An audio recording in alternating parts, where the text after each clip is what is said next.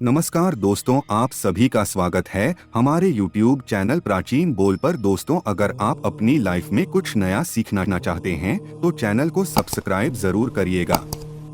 हमारे ब्रह्मांड में कई तरह की शक्तियाँ विद्यमान हैं। ज्ञान देने वाली शक्तियाँ, धन संपत्ति वैभव देने वाली शक्तियाँ, कल्याण करने वाली शक्तियाँ, मन पर प्रभाव डालने वाली शक्तियाँ, आत्मा पर प्रभाव डालने वाली शक्तियाँ, बुद्धि पर प्रभाव डालने वाली शक्तियाँ।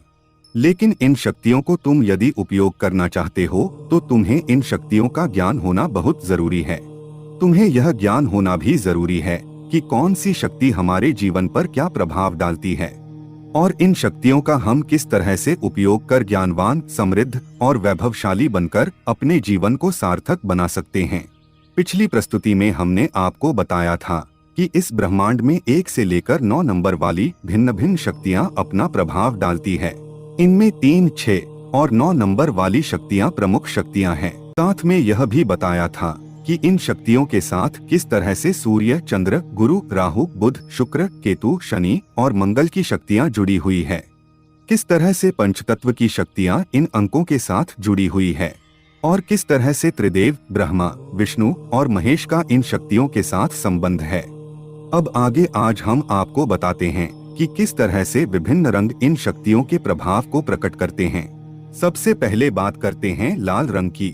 लाल रंग मंगल ग्रह का होता है, जिसे मंगलकारी, कल्याणकारी, शुभ और सौभाग्यशाली कहा गया है, जिसके साथ नंबर 9 की शक्ति और मंगलकारी भगवान शिव की शक्ति जुड़ी हुई है। शिव पत्नी माता दुर्गा को लाल रंग अत्यंत प्रिय है और इसलिए स्त्रियां इस सौभाग्य प्रदान करने वाले लाल रंग से मंगलसूत्र, चूड़ियां, बिंदी और अपनी मांग भरती है, जिसका विस्तार से वर्णन मंगलसूत्र वाली प्रस्तुति में किया गया है। अब बात करते हैं पीले रंग की। पीला रंग नंबर 3 की शक्ति को प्रकट करता है, जो गुरु ग्रह का रंग है और इसीलिए ज्ञान प्राप्ति के लक्ष्य वाले हमेशा पीले रंग के और पीले और लाल रंग के मिश्रण से बनने वाले केसरिया और भगवा रंग के कपड़े पहनते हैं। पीला और भगवा रंग हमेशा ज्ञानियों का, गुरुओं का, ऋषि मुनियों का और योगियों का पसंदीदा रंग है। अब बात करते हैं नीले रंग की। नीला रंग 6 नंबर की शक्ति को प्रकट करता है, जो शुक्र ग्रह की एनर्जी को भी प्रकट करता है और भगवान विष्णु को नीले रंग के बताए जाते हैं। भगवान विष्णु के लिए नीलवर्ण, मेघवर्ण जैसे शब्दों का प्रयोग किया जाता है और जल तत्व का रंग भी नीला ही है। इसी तरह नारंगी रंग नंबर 1 की शक्ति को प्रकट करता है, जो सूर्य की शक्ति है। सफेद रंग नंबर 2 की शक्ति को प्रकट करता है, जो कि चंद्र की शक्ति है। बैंगनी रंग 4 नंबर की शक्ति को प्रकट करता है, जो कि राहु की एनर्जी को प्रकट करता है। हरा रंग नंबर 5 और बुध ग्रह की शक्ति को प्रदर्शित करता है। बैंगनी रंग नंबर 7 की एनर्जी और केतु की शक्ति को प्रदर्शित करता है और जामुनी रंग 8 अंक और शनि ग्रह की शक्ति को प्रदर्शित करता है। तो यह 9 प्रकार की शक्तियां हैं जो पूरे ब्रह्मांड पर अपना प्रभाव डालती है, चाहे फिर वह देवी देवता के रूप में हो, चाहे फिर वह 9 ग्रहों के रूप में हो, चाहे फिर वह रंगों के रूप में हो, चाहे फिर वह पंचतत्व के रूप में हो, या फिर वह 1 से लेकर 9 अंकों की एनर्जी के रूप में हो, या चाहे फिर वह नव दुर्गा के रूप में हो। अब समझते हैं कि यह शक्तियां हमारे जीवन पर क्या प्रभाव डालती है।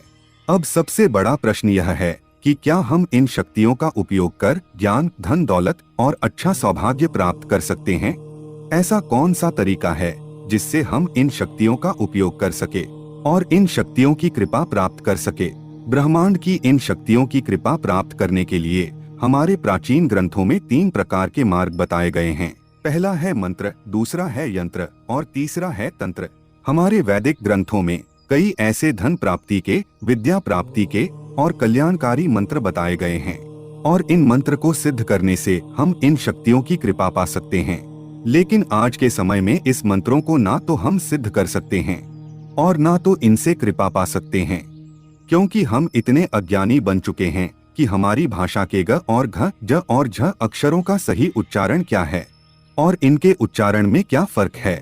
तो फिर मंत्रों में दिए गए ऐसे अक्षरों का सही उच्चारण कैसे करेंगे। यह तो हुई उच्चारण की बात, लेकिन इन मंत्रों को सही स्वर और सही छंद के साथ बोलकर या गाकर एक उपयुक्त वाइब्रेशन उत्पन्न करनी होगी और यह सही वाइब्रेशन कई हजारों या लाखों बार जप करके उत्पन्न करनी होगी। तभी मंत्र सिद्ध होगा। लेकिन विडंबना यह है कि इन मंत्रों को सही स्वर और छंदों के साथ उच्चारण करने का ज्ञान किसी के पास बचा नहीं है। अब आप कहेंगे कि मंत्र काम ना करें तो यंत्र काम करेंगे। तो हम बता दें कि बिना मंत्रों के यंत्र भी सिद्ध नहीं होते और काम नहीं करते हैं, और तंत्र भी बिना मंत्रों के काम नहीं करेंगे। अब आपके मन में यह प्रश्न होता होगा कि मंत्र, यंत्र और तंत्र काम नहीं करेंगे तो हम इन शक्तियों की कृपा कैसे प्राप्त कर सकते हैं? तो इसके लिए हमारे ऋषि मुनियों ने एक चौथा रास्ता भी दिया है, जिसका उपयोग कर हर कोई ब्रह्मांड की इन 9 शक्तियों की कृपा प्राप्त कर सकता है। कुछ लोग कहेंगे कि हम इन शक्तियों पर कैसे काबू पा सकते हैं? तो हम बता दें कि इन शक्तियों पर कोई भी काबू नहीं पा सकता, और हमें इन शक्तियों का लाभ प्राप्त करने के लिए इन पर काबू नहीं पाना है, इनकी कृपा प्राप्त करनी है। तो अब हम यह चौथा रास्ता बताते हैं, जो आसान है और हर कोई इसका उपयोग कर कृपा प्राप्त कर सकता है। सबसे पहले बात करते हैं 3 अंक वाली ज्ञान शक्ति की। अगर आपको कुछ नया बनाना है, कुछ सर्जन करना है, तो उसका आपको ज्ञान होना जरूरी है। बिना ज्ञान के वैज्ञानिक नई खोज नहीं कर सकता, कवि कविता भी नहीं लिख सकता, चित्रकार चित्र नहीं बना सकता। यह ज्ञान अंदर से या बाहर से उसमें डाउनलोड होता है, तभी वह सर्जन कर सकता है।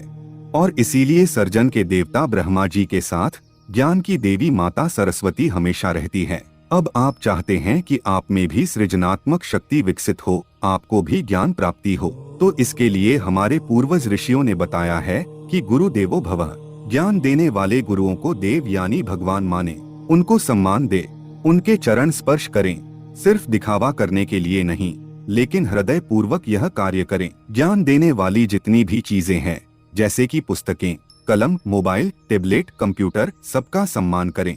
ज्ञान देने वाले देवता गणपति, सरस्वती की भी हृदय पूर्वक आराधना करें। अब आप सोचते होंगे कि ऐसा क्यों करें, इससे क्या लाभ होगा?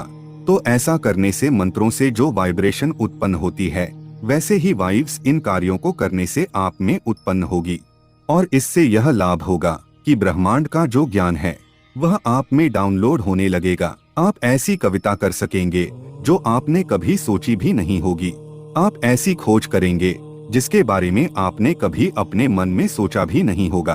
आप ऐसे चित्र बना सकेंगे जिसे देखकर कहेंगे कि क्या यह मैंने बनाया है या किसी दिव्य शक्ति ने मुझसे बनवाया है। अब ज्ञान का एक और दूसरा नियम भी है। आप किसी भी फील्ड में क्यों ना हो, लेकिन आप जितना अपने ज्ञान को बांटेंगे, आपके ज्ञान में और अधिक वृद्धि होगी। आपके अंदर ज्ञान का फ्लो बढ़ेगा और आपका यूनिवर्सल ज्ञान के साथ कनेक्शन और अधिक मजबूत होगा। अब बात करते हैं 6 अंक वाली संरक्षण और पालन शक्ति की। अगर हम भगवान विष्णु और माता लक्ष्मी की यह 6 अंक वाली शक्ति की कृपा प्राप्त करना चाहते हैं, तो हमें जानना पड़ेगा कि यह शक्ति कैसे काम करती है। एक वृक्ष का अच्छी तरह से पालन और संरक्षण हो, इसीलिए जरूरी है कि उसको पानी, उर्वरक, हवा और सूर्य प्रकाश मिलते रहे। यह उसकी मूल जरूरतें हैं, और वृक्ष की जरूरतें पूरी होती रहेगी तो उसका पालन होता रहेगा। इसी तरह मानव, वृक्ष, प्राणी, ग्रह, नक्षत्र, ब्रह्मांड आदि की मूल जरूरतें पूरी होती रहेगी तो उनका पालन और संरक्षण होता रहेगा।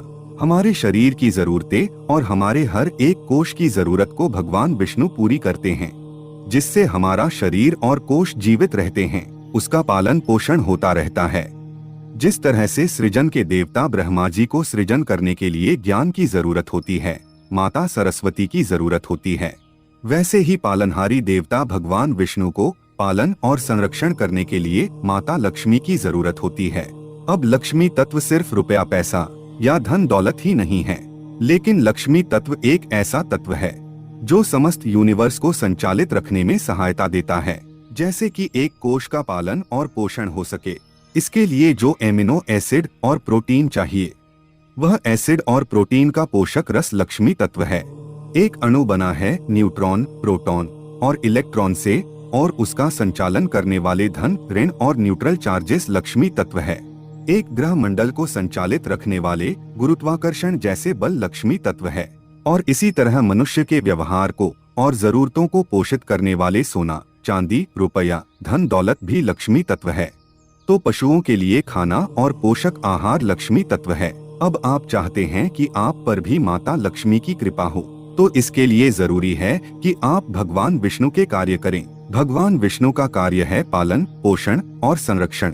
अगर आप भी दूसरों का पालन पोषण करते हैं, दूसरों की जरूरतों को पूरी करते हैं, तो माता लक्ष्मी आपकी जरूरतों को पूरी करेगी। जैसे कि एक किसान लोगों की अन्न की जरूरत को पूरी करता है, एक शिक्षक ज्ञान की जरूरत पूरी करता है, एक पुलिस रक्षा की जरूरत पूरी करता है, एक वकील और जज न्याय की जरूरत पूरी करता है, और उसके बदले में उन्हें वेतन के रूप में लक्ष्मी तत्व प्राप्त होता है।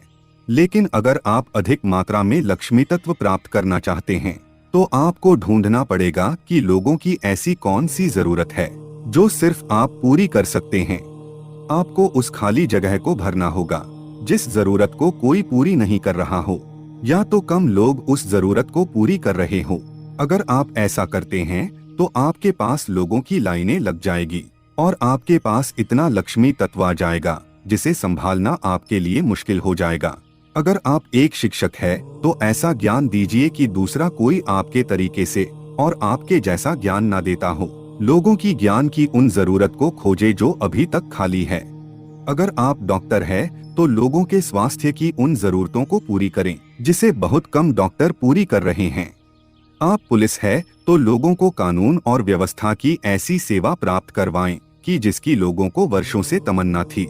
जितने अधिक लोगों की और जितनी अच्छी तरह से लोगों की जरूरतें आप पूरी कर सकेंगे, उतना अधिक लक्ष्मी तत्व आपको प्राप्त होगा। दोस्तों, उम्मीद करते हैं आज की जानकारी आपको पसंद आई होगी। अगर पसंद आई हो तो वीडियो को लाइक करके चैनल को सब्सक्राइब जरूर करें।